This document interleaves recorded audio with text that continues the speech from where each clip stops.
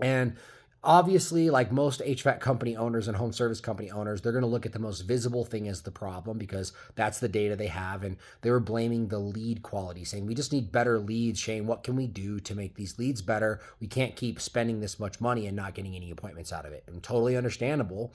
And I was like, it's not the leads that are the problem, right? Like there's probably other things in the process that are causing the problem. And so after hearing that a bunch of times, I went and listened to 300 of their calls over a week. It took me about a week because I was able to listen to all the calls manually, and I document them all in a spreadsheet and start to try to find the reasons why those calls weren't be handling properly. Now I listened to only calls that were generated from ads. And so, but you can extrapolate this across all of the calls that they were taking as the same problems, okay?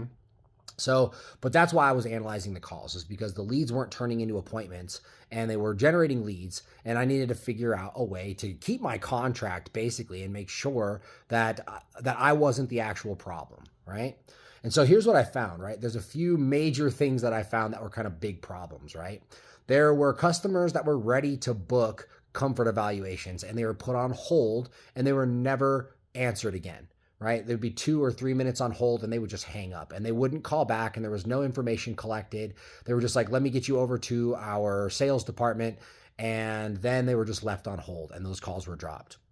After hours calls were either going to a voicemail and when the call center was overloaded, or they were going to an overseas call center.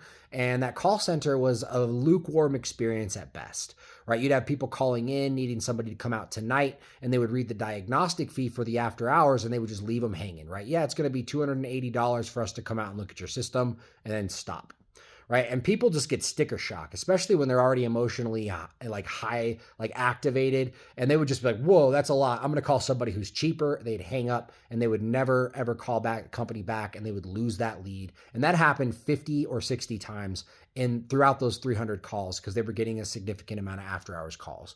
You'd have leads that would call multiple times,